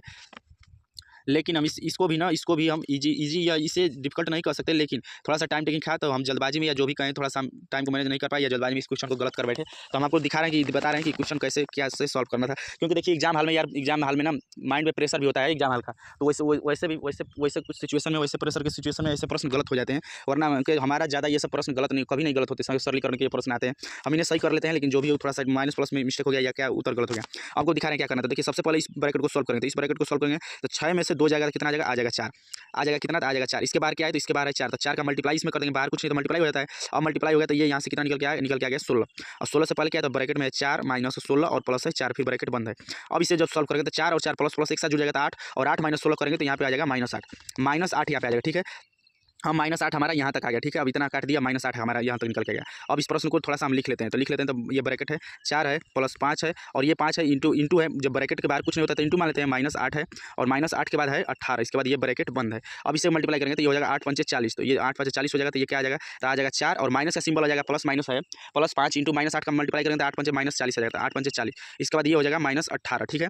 अब इसे जब जोड़ेंगे तो हमारा आ जाएगा 4 और -40 और 18 आपस में जोड़ देंगे, 40 और 18 को जोड़ेंगे तो ये हो जाएगा 58, और 58 और 4, तो ये देखिए 58 और 4, तो ये 58 हो जाएगा। तो जब इसे सॉल्व करेंगे तो हमारा कितना आ जाएगा, तो हमारा आ जाएगा -54 यहाँ से आ जाएगा, ठीक है। अब -54 आ गया तो यानी कहने का मतलब है कि ये सभी का जो यहाँ तक जो 18 तक है ये सभी सॉल्व हो गए, और हमारा निकल इसको काट दिया, यानी यहाँ तक सॉल्व हो गया, हमारा आ गया -54। अब हम लिख ले रहे हैं जो बचे हैं, तो कौन कौन सा क्या क्या बचा है, अब लिख ले रहे हैं जो बचे हैं। तो बचा है बाहर में है 32 माइनस है 4, और इसके बाद ये देखिए, और देखिए ब्रैकेट है बड़ा ब्रैकेट, तो बड़ा ब्रैकेट से बाहर है 4, तो 4 तो मल्टीप्लाई हो जाएगा, तो -54, तो 4 -4 में जब -54 का मल्टीप्लाई करेंगे तो माइनस माइनस प्लस हो जाएगा इंटू हो जाएगा 54, और ये क्या है, ये डिवाइड बाई 6, तो इसका भाग कर देंगे इन दोनों में 6 का। अब इसे कटाएंगे तो हो जाएगा 9 6 का 54, जब इसे सॉल्व करेंगे तो हो जाएगा 32 प्लस 9 चौके 36, और 32 और 36 जोड़ेंगे तो हो जाएगा 68, तो 68 बोर्ड ने किया है 68, और ये 68 इसका सही हो जाएगा। लेकिन यह प्रश्न हमारा गलत हो गया, क्योंकि हम जल्दबाजी या जो भी कहें तो हमारा ये प्रश्न गलत हो गया है। देखिए हमारा ये प्रश्न हम दूसरा ऑप्शन चूज कर दें तो ये प्रश्न हमारा गलत हो जाएगा। अब आ जाएंगे नेक्स्ट प्रश्न पे। अब हम आ जाएंगे नेक्स्ट प्रश्न पे, प्रश्न नंबर 27। अब देखिए प्रश्न नंबर 27 से कहता है, एक समान धात्विक चालक का प्रतिरोध निम्नलिखित में से किस पर निर्भर करता है। तो हम देखिए जब एग्जाम एनालिसिस का जब वीडियो बनाए थे तो उसमें बताए थे कि फार्मूला R = ρl/a पे 3 क्वेश्चन हमारे शिफ्ट में आए थे, और देखिए हम आपको दिखा भी रहे हैं, विश्वास के लिए दिखा रहे हैं, क्योंकि देखिए हम आए थे तो हमको तो क्वेश्चन ऑनलाइन हुआ था, तो हम आए तो उस क्वेश्चन को रात को सोए, इसके बाद सुबह मॉर्निंग में 5 बजे उठे, उसको मेमोराइज किया और 6 बजे वीडियो बनाकर अपलोड कर दिया 8 बजे तक। तो उसमें बताया था कि ρl/a पे बेसिक साइंस में क्वेश्चन हमारे शिफ्ट में 3 प्रश्न आए, तो देखिए उसी शिफ्ट में ये भी उसी में यह प्रश्न आएगा। कह रहा है कि एक समान धात्विक चालक का प्रतिरोध निम्नलिखित में से किस पर निर्भर करता है। तो प्रतिरोध यानी कि R प्रतिरोध है, किस पर निर्भर कर रहा है, तो कह रहा है लंबाई पर, तो यस लंबाई, देखिए यल है तो यल लंबाई पर निर्भर करता है। अनुप्रस्थ काट के क्षेत्रफल पर, तो यस अनुप्रस्थ काट का क्षेत्रफल यानी ए है, अगर लंबाई बढ़ाएंगे तो प्रतिरोध भी बढ़ेगा, अगर प्रतिरोध बढ़ाएंगे तो लंबाई घटेगा, सॉरी एरिया यानी कि क्षेत्रफल घटेगा। और उसके पदार्थ की प्रकृति पर बिल्कुल देखिए ρ = क्या होता है, तो ρ = होता है पदार्थ की प्रकृति, R = होता है प्रतिरोध, तो प्रतिरोध पूछा किस पर निर्भर करता है, तो प्रतिरोध R = ρ होता है पदार्थ की प्रकृति, L = होता है लंबाई, और A = होता है अनुप्रस्थ काट का क्षेत्रफल, तो इन सभी पर निर्भर करता है, ये इसका फार्मूला होता है। तो देखिए भर्ती बोर्ड ने किया है, तो देखिए बोर्ड ने माना है ऑप्शन नंबर 1 सही, और हम भी चूज ऑप्शन किए हैं ऑप्शन नंबर 1 सही, तो यह प्रश्न हमारा सही हो जाएगा। आ जाएंगे प्रश्न नंबर 28 पे। प्रश्न नंबर 28 क्या कहता है, तो देखिए इस प्रश्न को हम सॉल्व किए, लेकिन थोड़ा सा हम जब इसको अभी मेमोराइज किए तो इसका थोड़ा सा नई ऑप्शन बैठ पाया, लेकिन ये प्रश्न हम इसको फार्मूला लगाए थे, ये होता है ना कि H = I²RT, फिर यहाँ पे I मान निकालिए, फिर इसमें रख दिए, तो इस प्रकार इस प्रश्न को हम सॉल्व किए थे, तो ये प्रश्न हमारा सही हो जाएगा। आ जाएगा प्रश्न नंबर 29 पे। तो देखिए प्रश्न नंबर 29 पे आ जाएंगे, किसी चालक की प्रतिरोधकता किस पर निर्भर करती है, तो प्रतिरोधकता जो है किस पर निर्भर करती है, तो प्रतिरोधकता, तो R = क्या होता है, R = होता है ρl/a, तो इसमें किस पर निर्भर करती है, तो ये लंबाई पर तो निर्भर करती है, विभवांतर पर नहीं निर्भर करती है, अनुप्रस्थ काट के क्षेत्रफल पर निर्भर कर रही है। तो हम देखिए ऑप्शन नंबर 1 में कि लंबाई पर निर्भर करती है, तो हम इसको मार दिए ऑप्शन नंबर 1, जबकि हमारा ये प्रश्न गलत हो जाएगा। इसका सही आंसर हो जाएगा पदार्थ, क्योंकि R जो है ना, R बिल्कुल सभी पर निर्भर करता है, लेकिन जब सभी ऑप्शन दिए रहे हैं और सभी में से बेस्ट छाटना रहे, तो R = पदार्थ की प्रकृति पर सबसे ज्यादा निर्भर करती है, तो R = ρ होता है, क्योंकि इसका यह समानुपाती है, तो सबसे ज्यादा इसी पर निर्भर करती है, इसका सही आंसर हो जाएगा पदार्थ, यानी पदार्थ की प्रकृति पर। प्रकृति कहने का मतलब किस चीज़ का वो पदार्थ बना हुआ है, इस पर निर्भर हुआ करती है। अब हम देखिए आ जाएंगे नेक्स्ट प्रश्न पे हमारे। तो देखिए ये मेहनत आपको पसंद है तो प्लीज़ वीडियो को लाइक जरूर करें। अगर देखिए इस वीडियो में हम अब तो 30 क्वेश्चन पे आ गए, तो 50 तक प्रश्नों को सॉल्व करेंगे, 1 से 50 तक के प्रश्नों को। यह पार्ट 1 वीडियो हो जाएगी, इसके बाद हम, क्योंकि वीडियो बहुत ज़्यादा बड़ी हो जाएगी, इसके बाद पार्ट 2 वीडियो लाएंगे जिसमें हम 50 से 100 तक के प्रश्नों को सॉल्व करेंगे। तो अगर आपको ये मेहनत पसंद है प्लीज़ वीडियो को लाइक जरूर करें। अगर आप लोग इस वीडियो को लाइक करके अगर 2 के यानी कि 2000 भी पहुँचा देंगे तब भी हम पार्ट 2 का वीडियो लेकर आएंगे। अगर आप लोग लाइक कर और शेयर करके नहीं इस वीडियो भी पहुँचाएंगे तब पार्ट 2 का वीडियो नहीं लेकर आएंगे, क्योंकि यार बहुत मेहनत लगता है, और 200-400 व्यू के लिए हम वीडियो नहीं बनाना चाहते हैं। तो अगर आप 2000 आपके ऊपर, अगर आप इस वीडियो पर लाइक करके या तो आप 2000 लाइक पहुँचा दिए, या इस वीडियो पे 50 लाइक होने चाहिए, दोनों में से कोई भी एक कंडीशन अगर आप फॉलो कर देंगे तो हम जो ही कंडीशन फॉलो, अगर आप आज इस पे परफॉर्मेंस दे देंगे तो हम कल या परसों में आपको 1 दिन बाद जस्ट वीडियो अपलोड कर देंगे, पार्ट 2 वीडियो। तब आपके ऊपर है पार्ट 2 वीडियो चाहते हैं या नहीं। यह LPCVT 2 हमारा आंसर की का सोल्यूशन है, आंसर के सोल्यूशन के साथ जो 2 मई सेकंड शिफ्ट को हमारा एग्जाम हुआ था। देखिए आज के प्रत्येक सप्ताह के अलग अलग सोमवार से उसी सप्ताह में रविवार को होते हैं। देखिए कहने का मतलब है कि अब देखिए अब इसको हम यहाँ से इरेज थोड़ा सा कर लेते हैं, ताकि अब देखिए कह रहा है कि सोमवार से शुरू होकर उसी सप्ताह के रविवार तक समाप्त होते हैं। यानी कि सोमवार है, ठीक है, सोमवार है, मंगलवार है, बुधवार है, ठीक है, बृहस्पतिवार है, फिर है शुक्रवार है, और फिर है शनिवार है, और फिर है लास्ट में रविवार, क्योंकि सप्ताह कितने ही दिन होते हैं तो यहाँ तक शुरू होते हैं, ठीक है। अब हम इसमें क्या करेंगे ना कि सबसे पहले लॉजिक ढूंढना होता है कि सबसे पहले किसको बैठाएंगे। सबसे पहले आप किसको बैठाएंगे, तो देखिए कह रहा है कि भी से पहले केवल 2 लोग बैठे हैं, तो भी से पहले केवल 2 लोग बैठे हैं, ठीक है। भी से पहले केवल 2 लोग बैठे हैं, तो भी को कहाँ पे बैठाएं, क्यों देखिए अगर यही आंसर की ऑफिशियल आ गई है तो अभी इसका सोल्यूशन आपको कहीं नहीं मिलेगा, ना यूट्यूब पे मिलेगा, ना ही आपको टेक्स्ट बुक में मिलेगा, किसी ऐप पे नहीं मिलेगा। ऐसा नहीं है कि हम कहीं से नकल मार के बता रहे हैं। हम जो एग्जाम हमें जिस माइंडसेट के साथ इसको सॉल्व किए वही आपको बता रहे हैं, पैटर्न भी बता रहे हैं, क्योंकि ये वीडियो हम 10 मई को बना रहे हैं और 8 मई को 10:30 बजे ऑफिशियल आंसर की जारी हुआ है। तो अभी इसका सोल्यूशन आपको कहीं नहीं मिल पाएगा। तो हम ऐसा नहीं कि हम सोल्यूशन कहीं अगर मान लीजिए टेक्स्ट बुक या कहीं सोल्यूशन दिया गया तो वहाँ से हम नकल मार के बताते हैं, लेकिन हम आपको बता रहे हैं कि इसी प्रकार आपको सॉल्व करना है, टाइम रहते ही एग्जाम हाल में। तो देखिए क्या करना है, तो कह रहा है ना, तो भी से पहले केवल 2 लोग बैठे हैं, तो भी से पहले अगर 2 लोग बैठे हैं तो भी को कहाँ बैठाएंगे, तो अभी सारी प्लेस खाली हैं, तो हम अभी इस लाइन को स्किप करेंगे, इस लाइन से आगे बढ़ेंगे। आगे कह रहा है यल के बाद केवल एक व्यक्ति बैठा है। देखिए यहाँ पे तर्क मिल गया ना, इससे पहले बैठेंगे। कह रहा है कि यल के बाद केवल एक व्यक्ति की परीक्षा है, तो यल के बाद केवल एक, तो लास्ट में रविवार, तो रविवार से पहले शुक्रवार, तो शुक्रवार को कौन बैठेगा, तो शुक्रवार को बैठ जाएगा यल। शुक्रवार को किसे बैठेंगे, तो देखिए शनिवार, शनिवार, तो शनिवार कौन बैठेगा, तो शनिवार के बाद है रविवार, तो शनिवार को यल बैठ जाएगा। देखिए कहा ना कि यल के बाद केवल एक व्यक्ति परीक्षा है, तो यल के बाद केवल एक व्यक्ति की परीक्षा है, तो यल शनिवार को परीक्षा देता है, तभी तो अतवार लास्ट दिन है, रविवार उस दिन कोई और व्यक्ति देता है। अब इसके आगे पढ़ेंगे, अब इसके आगे लॉजिक ढूंढेंगे। तो लॉजिक देखिए, लॉजिक यहाँ पे फिर एक लॉजिक मिल रहा है। लॉजिक क्या है, तो लॉजिक है भी और आई के बीच केवल 3 लोगों की परीक्षा होती है। भी और आई के बीच केवल 3 लोगों को, तो भी को कहाँ पे बैठाएंगे, तो भी को अगर हम बूथ पे बैठा देंगे तो भी और आई के बीच 3 लोग, तो भी और आई के बीच 3 लोग, तो देखिए 1, 2 और 3, तो भी और आई के बीच कितने लोग परीक्षा देते हैं, तो भी और आई के बीच 3 लोग देते हैं। तो देखिए बुध को, बेफे को और शुक्र को, तो भी कहाँ बैठ गया, तो भी बैठ गया बुधवार को, ठीक है, भी बैठ गया बुधवार को, रविवार को बैठ गया आई। इसी प्रकार आपको तर्क ढूंढने होते हैं। आगे लाइन पढ़ेंगे, आगे लाइन पढ़ेंगे या पीछे चलेंगे, तो पीछे यहाँ से देखिए, अब जो लाइन को स्किप किया तो उसको पढ़ना है। कह रहा है भी से पहले केवल 2 लोगों की परीक्षा होती है। भी से पहले केवल 2 लोग, तो बिल्कुल सूटेबल है। भी से आगे 2 लोग जगह है, तो भी से पहले 2 लोग की परीक्षा होती है, ठीक है, यहाँ तक हो गया। जे और की के बीच एक व्यक्ति की परीक्षा होती है। जे और के के बीच एक व्यक्ति की परीक्षा होती है, तो जे और के बीच एक व्यक्ति की परीक्षा होती है, तो अगर हम जे को यहाँ पे बैठा देते हैं और के को यहाँ पे, तो देखिए दोनों के बीच केवल एक व्यक्ति बैठा है भी, इसके अलावा कहीं कोई ऐसा पैलेस नहीं है जहाँ को दोनों बैठाए हुए, तो यही पैलेस बच रहा है। अब आगे पढ़ेंगे, आगे कह रहा है कि डब्ल्यू की परीक्षा, देखिए आगे कह रहा है कि डब्ल्यू की परीक्षा जे से ठीक पहले, जो डब्ल्यू है ना, जो डब्ल्यू है उसका परीक्षा कहाँ है, तो वो जे से ठीक पहले, तो जे से पहले किसका परीक्षा है, डब्ल्यू का, तो डब्ल्यू बैठा दीजिए से पहले। अब सभी लोग बैठ गए, देखिए 1 लोग बैठ गए, 2 लोग बैठ गए, 3 लोग, 4 लोग, 5 लोग, 6 लोग बैठ गए, एक पैलेस बचा है, तो एक पैलेस बचा है, तो जो अभी तक नहीं बैठा है, एक ही स्थान बचा है शुक्रवार, तो शुक्रवार को कौन बैठ जाएगा, तो ऑटोमेटिक आकर बैठ जाएगा कौन, शुक्रवार को कौन बैठेगा, तो शुक्रवार को ऑटोमेटिक आकर यू बैठ जाएगा। क्यों, क्योंकि सभी लोग बैठ गए हैं और एक ही जगह बचा है, तो यहाँ पे ऑटोमेटिक आकर यू बैठ जाएगा। तो पूछा है कि निम्नलिखित में से किसकी परीक्षा शुक्रवार, तो शुक्रवार को किसकी परीक्षा है, तो शुक्रवार को यू की परीक्षा है। देखिए भर्ती बोर्ड ने माना है ऑप्शन नंबर 1 और हम भी किए चूज ऑप्शन नंबर 1, तो यह प्रश्न हमारा सही हो जाएगा। देखिए इसी तरह आपको प्रश्न को सॉल्व करना होता है समय रहते। अब देखिए आ जाएंगे नेक्स्ट प्रश्न पे। नेक्स्ट प्रश्न से उष्मारोधी नहीं है, उष्मारोधी नहीं है, यानी कि उष्मारोधी मतलब आपको बताया था कि उष्मारोधी पहले पूछा था जिसमें प्लास्टिक उत्तर था। उष्मारोधी मतलब होता है उष्मा को रोकने वाला, और क्या उष्मारोधी नहीं है, यानी कि उष्मा को रोकने वाला कौन नहीं है, यानी कि किसमें से उष्मा प्रवाहित हो जाएगा, तो प्लास्टिक में होगा, बिल्कुल नहीं होगा, उन में होगा, बिल्कुल नहीं होगा, रबड़ में होगा, बिल्कुल नहीं होगा, चांदी में उष्मा प्रवाहित हो जाएगा। तो यह इसका सही आंसर हो जाएगा। भर्ती बोर्ड ने माना है ऑप्शन नंबर 1, हम भी चूज ऑप्शन किए ऑप्शन नंबर 1, यह प्रश्न हमारा सही हो जाएगा। ऑप्शन आ जाएंगे प्रश्न नंबर 32 पे। तो देखिए प्रश्न नंबर 32 क्या कहता है, यदि किसी पिंड पर 6 न्यूटन का बल लगाया जाता है तो बल की दिशा में 2 मीटर विस्थापित होता है, तो किया गया कार्य, तो कार्य बराबर क्या होता है, तो कार्य बराबर होता है बल गुणे विस्थापन। तो कार्य बराबर बल गुणे विस्थापन, बल कितना लगाया, तो बल लगाया 6 न्यूटन का, विस्थापन किया है तो विस्थापन हुआ है 2 मीटर का, तो 6 दूना के 12, और कार्य का मात्रक क्या होता है, तो कार्य का मात्रक होता है जूल, तो 12 जूल इसका सही आंसर हो जाएगा। और भर्ती बोर्ड ने माना ऑप्शन नंबर 3, हम भी चूज ऑप्शन किए ऑप्शन नंबर 3, यह प्रश्न हमारा सही हो जाएगा। नेक्स्ट प्रश्न पे आ जाएगा प्रश्न नंबर 33। देखिए ऐसे प्रश्न थोड़ा सा जल्दबाजी में गलत हो जाते हैं, क्योंकि देखिए दिया है ना निकटतम पूर्णांक तक। देखिए यह प्रश्न हम बिल्कुल ही ईजी माने, क्योंकि ऐसे प्रश्न हमारे सपने में भी गलत नहीं होते हैं, हम कभी भी ऐसे प्रश्न गलत नहीं करते हैं, लेकिन थोड़ा सा ये प्रश्न निकटतम दिया और पॉइंट में आंसर आया, तो थोड़ा सा हम इसको जल्दबाजी में क्वेश्चन को आंसर कर दिए, जबकि ऑप्शन देखिए दोनों क्लोज है, तो 49, जो कि हमारा गलत हो गया। कह रहा है कि 1500 रुपये की एमआरपी है, एमआरपी यानी कि एमपी यानी मार्केट प्राइस यानी प्रिंट है कितना 1590 रुपये, ठीक है। एक थोक दुकानदार इसे बेच दिया कितने में, तो बेच दिया 835 रुपये में। तो कह रहा है कि उसके द्वारा छूट कितना दिया गया, निकटतम प्रतिशत बताइए। तो देखिए छूट प्रतिशत निकालेंगे, तो छूट प्रतिशत बराबर क्या हो जाएगा, तो उसका जो प्रिंट आप कहीं गए दुकान में, तो दुकान में प्रिंट है 1590 रुपये का वस्तु है और आपको बेच रहा है 835 रुपये का। मान लीजिए आप कोई कपड़ा खरीदने गए, ठीक है, तो उसका प्रिंट दिया है 1590 रुपये और बेच दिया 800, आपको दुकानदार दे रहा है 835 रुपये, तो आपको कितना प्रतिशत का छूट दे रहा है, तो 1590 में से 835 को घटा देंगे तो 1590 में से 835 को घटाएंगे तो हमारा आ जाएगा 755 रुपये। 755 रुपये का छूट दे रहा है। अगर पूछता है रुपये में तो 755 रुपये का छूट दे रहा है, लेकिन कह रहा है परसेंटेज में, तो 755 की छूट दिया कितने पर, तो वस्तु का मूल्य था, जो मूल्य है उसी पर तो छूट देगा। कोई भी दुकानदार देगा तो छूट किस पे देगा, क्या वो जो बेच रहा है 835 में उस पर छूट देगा, नहीं, जो उस पर अंकित है, जो मार्केट प्राइस है, जो अंकित मूल्य उसी पे छूट देगा। तो अंकित मूल्य छूट दे दिया 755 रुपये का, लेकिन अंकित मूल्य 1590, इसका कंपेयर प्रतिशत यानी प्रतिशत में निकालने के लिए 100 से इसे मल्टीप्लाई किया जाता है। जब इसे सॉल्व करेंगे तो देखिए इतना बड़ा कैलकुलेशन आ गया। कैलकुलेशन करने का मतलब ये आ गया कि 755 00 बटा में 1590, तो बताइए एग्जाम में इसे कहाँ तक सॉल्व कर पाएंगे। ये आ गया लास्ट में 755 0 बटा में 159। अब बताइए हम यहाँ पे भाग किए तो ले देखिए हमारा आया 47 पॉइंट कुछ आया, तो 47 पॉइंट कुछ आया तो हमको लगा कि 47 पॉइंट यानी कि अगर 48 के आसपास आ रहा है तो हम सोचे कि 49 हो जाएगा उत्तर, लेकिन इसका सही आंसर हो जाएगा 47। और अगर इसका आप सोल्व करेंगे ना तो जब इसे कैलकुलेशन करेंगे तो आ जाएगा 47.48%। बताइए 47.48% इसका आ जाएगा आंसर, और हम कर दिए हैं 49। तो ये प्रश्न हमारा गलत है, जो कि ऑप्शन क्लोज होने की वजह से यह प्रश्न गलत हो गया। नहीं तो ये प्रश्न भी बिल्कुल थोड़ा सा कैलकुलेशन वाला था, लेकिन बिल्कुल ही ईजी था, यह प्रश्न सही करने लायक था। नेक्स्ट प्रश्न पे आ जाएंगे। एक फल विक्रेता के पास कुछ सेव है, ठीक है, कोई फल विक्रेता है उसके पास कुछ सेव है, मान लीजिए कुछ सेव है, ठीक है, कुछ जब कह दिया तो मान लेते हैं कुल सेव है, मान लीजिए कुछ सेव है, कुछ सेव है, यानी कि मान लीजिए कि उसके पास 100 सेव है, उसने 40% सेव बेच दिया। तो अगर बेच दिया कितना है तो बेच दिया कितना है तो 40%, तो 100 का 40 करेंगे, यानी कि 100 सेव थे उसमें से 40 बेच दिया, ठीक है।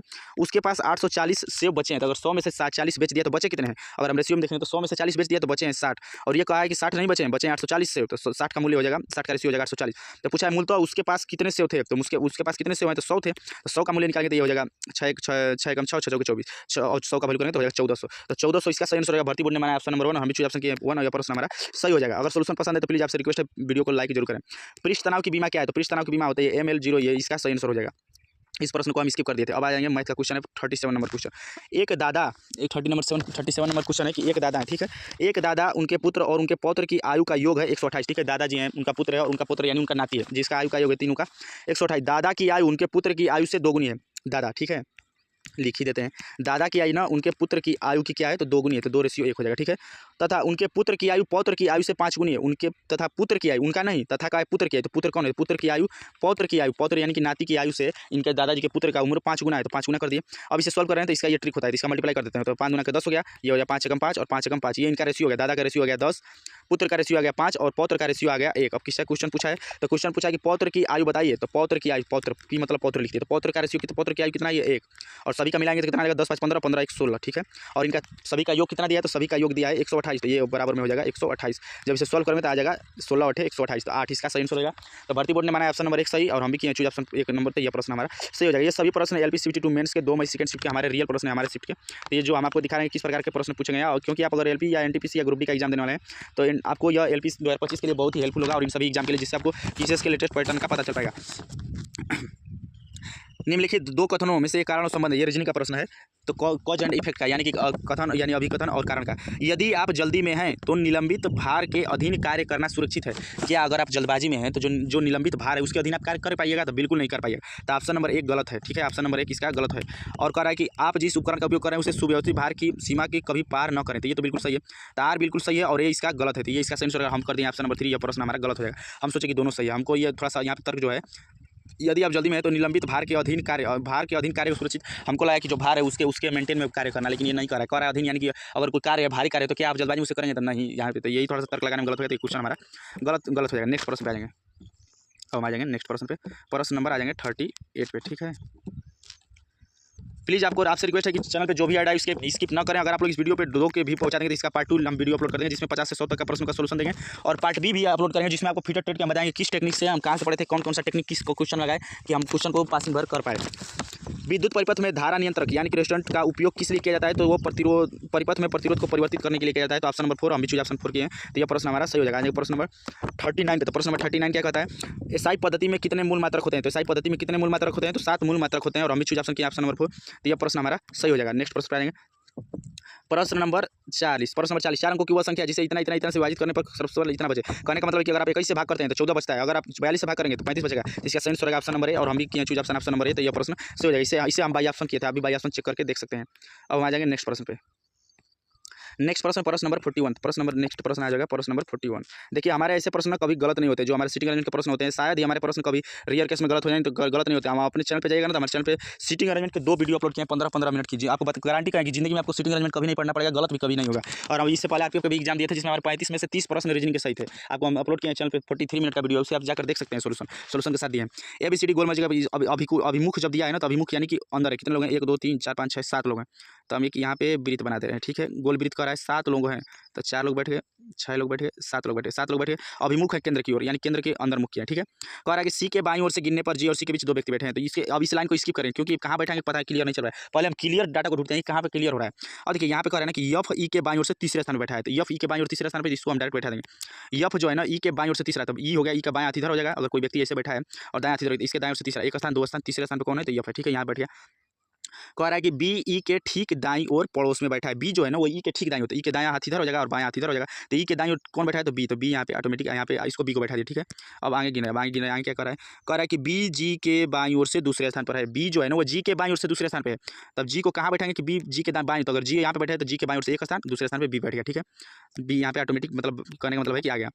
फिर देखिए जो लाइन को छोड़े थे उससे अब जाएंगे, तो कह रहा है कि सी के बाईं ओर से गिनने पर जी और सी के बीच 2 लोग बैठे हैं। अगर हम सी के बाईं ओर से गिनते हैं, तो सी के बाईं ओर से गिनेंगे, तो सी के बाईं ओर से गिनने पर जी और सी, तो जी यहाँ पे है, जी और सी के बीच 2 लोग बैठे हैं। तो अगर हम सी को यहाँ पे बैठा देंगे, तो जी और सी के बीच 2 लोग बैठे हैं। कह रहा है कि सी के बाईं ओर से गिनने पर, सी के बाईं ओर से गिने हुए, तो जी और सी के बीच 2 बैठे हैं, तो सी यहाँ पे हो गया, तो सी के बाएं हाथ ये हो गया, एक और ये हो गया, 2 लोग बैठे हैं। देखिए जी और सी के बीच 2 लोग बैठे हैं ना बाईं ओर से गिनने पर, तो बिल्कुल बैठे हैं।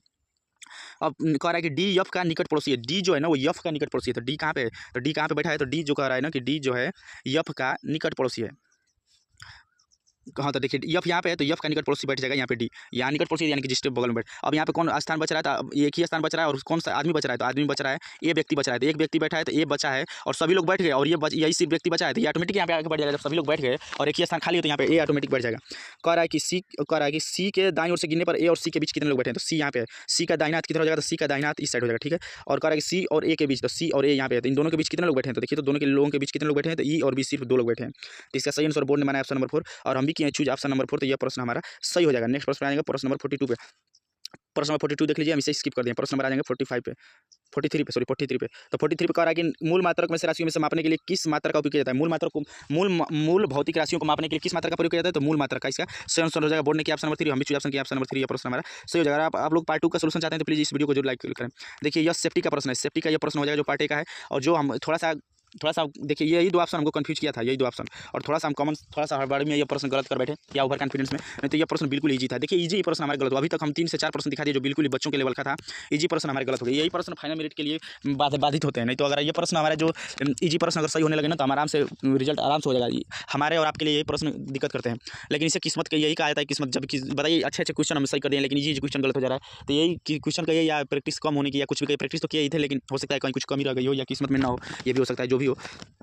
मामूली रूप से जलने पर प्राथमिक चिकित्सा प्रदान करने का पहला चरण, कहने का मतलब है कि अगर मामूली रूप से आपका कहीं जल गया तो प्राथमिक चिकित्सा यानी सबसे पहले आप क्या करिएगा, डॉक्टर से जाने से पहले तो हम क्या करेंगे, तो जले हुए भाग पर ठंडा पानी लगा देंगे। हम मामूली रूप से पढ़े ही नहीं, हम डायरेक्ट पूछे थे कि जलने पर, हमको ध्यान में आया कि जलने पर क्या करेंगे, तो हम सोचे कि जलेगा, तो जब जल रहा होगा मान लीजिए आपका उंगली जल गया, तो वहाँ पे जलन पैदा होगा, तो जलन पैदा होगा तो मक्खन लगा दें। यार प्राथमिक चिकित्सा पढ़ रहे हैं, अगर मान लीजिए कहाँ नहीं, तो पानी तो लगभग उपलब्ध होता है, मक्खन से अगर देखिए दोनों ऑप्शन लगभग सही टाइम में, इन दोनों तो खत्म है, तो इन दोनों में अगर आपको कंपेयर करेंगे तो सबसे सूटेबल हो जाएगा पानी, क्योंकि मक्खन हर जगह मिलना मुश्किल है, लेकिन पानी मिलना आसान है, तो इसीलिए प्राथमिक चिकित्सा के रूप में वाटर, तो यह प्रश्न हमारा गलत हो जाएगा।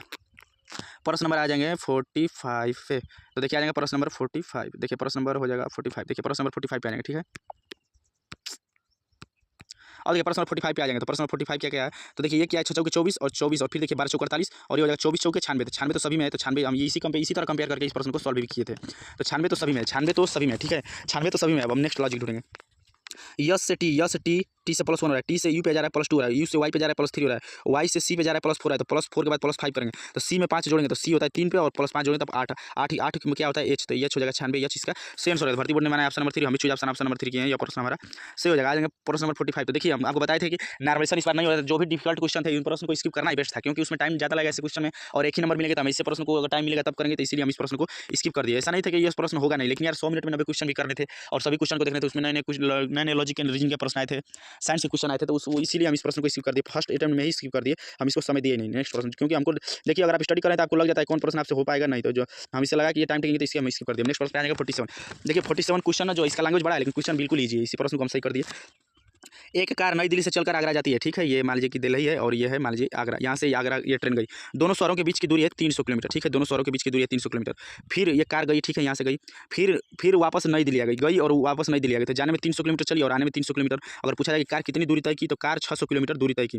फर्स्ट ऑप्शन में दिया कि कार 300 किलोमीटर अगर गई है और आई है। कोई व्यक्ति अगर आप अपने घर से कहीं जाते हैं और फिर आते हैं तो किलोमीटर अगर जोड़ते हैं तो जाते का भी और आते का भी दोनों का भी तो दूरी जोड़ते हैं, तो दूरी हो जाएगा 600 किलोमीटर। जबकि किसी ऑप्शन में 600 किलोमीटर नहीं है, तो यहीं से पकड़ लिए तुरंत इस ऑप्शन को सही कर दिया। ऑप्शन नंबर 4 देखिए, ये मात्र 30 सेकंड का 20 सेकंड का प्रश्न था, तो ये प्रश्न हमारा सही हो जाएगा। प्रश्न नंबर 49 देखिए, प्रश्न नंबर 49 क्या कहता है, गर्म बर्तन से उष्मा हास करने के लिए मुख्यतः कौन सा उष्मा प्रक्रम। देखिए हम जाइएगा तो उसमें बताए थे कि जो चालन, विकिरण और संवहन विधि यहाँ 3 होती है। इसमें हमारे प्रश्न हमारे में तीनों पे आया था, तो ये इसका सही आंसर क्या हो जाएगा। तो उत्तर माना है बोर्ड ने विकिरण हम किए दो, तो ये गलत। देखिए जो ठोस में होता है, तो ठोस में उष्मा का प्रभाव किसके द्वारा होता है, तो ठोस में चालन द्वारा होता है। और द्रव में जो द्रव होता है लिक्विड, उसमें द्रव में संवहन द्वारा होता है। और विकिरण गैस में विकिरण द्वारा उष्मा का संवहन होता है। उष्मा का संवहन 3 तरीके से होता है, ठोस में चालन विधि द्वारा, द्रव में संवहन विधि द्वारा और गैस में विकिरण विधि द्वारा। तो ये पूछा है कि गर्म बर्तन, तो गर्म बर्तन पूछा है तो हमको लगा कि ये लिक्विड पूछ रहा है, तो इसीलिए हम गर्म बर्तन पूछा है। तो गर्म बर्तन पूछा है तो हमको एग्जाम में लगा कि गर्म बर्तन के बारे में पूछा है। गर्म पदार्थ जैसे कहता ना कि एक थर्मस में चाय है, तो बताइए कि चाय किस विधि द्वारा ठंडी हो जाती है, तो वहाँ पे विकिरण होता है क्योंकि वो लिक्विड है चाय। लेकिन ये तो कह रहा है गर्म बर्तन, तो हमको लगा गर्म बर्तन कर रहा है यानी कि बर्तन के बारे में कह रहा है, तो बर्तन तो भाई ठोस हो जाएगा। और पूछता है कि थर्मस, तो थर्मस पूछता है तो थर्मस तो ठोस हो जाता है ना, चाय ना जो है लिक्विड है, तो उस हिसाब से हम सोचे कि चालन होगा। लेकिन भर्ती बोर्ड ने माना है विकिरण हो सकता है। इस पर ऑब्जेक्शन डाला जाए तो हो सकता है बाद में उत्तर बदले या ना बदले, तो इसको हम कॉन्फिडेंस के साथ नहीं कर सकते हैं। तो जो भी है वो यही है, 49 पे आ जाएंगे, ठीक है। सॉरी 49 कह रहा है कि 45 के 60%। देखिए 45 के 60%, बताइए सॉल्व करने में जब इतना समय लगता है तो सोचिए एग्जाम में माइंड प्रेशर आता है, कैसे हम इस प्रश्न को सॉल्व कर पाए। का मान, इनका मान क्या है, 25 के 4/5 से कितना अधिक है, तो 4/5 5 के 20, ये मान कितना आ गया, इधर 20 आ गया, ठीक है। और इधर अगर सॉल्व करेंगे तो 2 3 6 और 2 5 10 5 45, ये हो जाएगा 29 27, ये आ गया 27। तो कह रहा है कि इससे कितना अधिक है, इससे कितना अधिक है, तो इससे 7 अधिक है। इसका 20 है और इससे 27 है, तो किसका अधिक है, 7 अधिक है। भर्ती बोर्ड ने ऑप्शन नंबर 4 किया, हम भी ऑप्शन नंबर 4 कर दिए। प्रश्न हमारा सही हो जाएगा। आ जाएंगे प्रश्न नंबर 50 पे। तो देखिए प्रश्न नंबर जो 50 है, इस प्रश्न को हम स्किप कर दिए। तो ये सोल्यूशन आपको कैसा लगा जरूर कमेंट बॉक्स में कमेंट करके बताइए। अगर आप लोग 50 लाइक या 2 के व्यू इस वीडियो पहुंचा देंगे तो हम पार्ट 2 वीडियो भी लाएंगे जिसमें 50 से 100 तक के प्रश्न का सॉल्व होगा, सॉल्व करके बताएंगे आपको आंसर की। अगर आप लोग नहीं सोल्यूशन करेंगे, नहीं से सॉल्व करेंगे, नहीं आप लोग फॉरवर्ड करेंगे, नहीं लाइक करेंगे, नहीं व्यू लाएंगे, तो हम उसको सॉल्व नहीं करेंगे, वीडियो नहीं अपलोड करेंगे, क्योंकि कोई फायदा नहीं होगा। तो मेहनत करने का देख ही रहे हैं, 1 घंटे का लगभग 40-50 मिनट का वीडियो हो चला।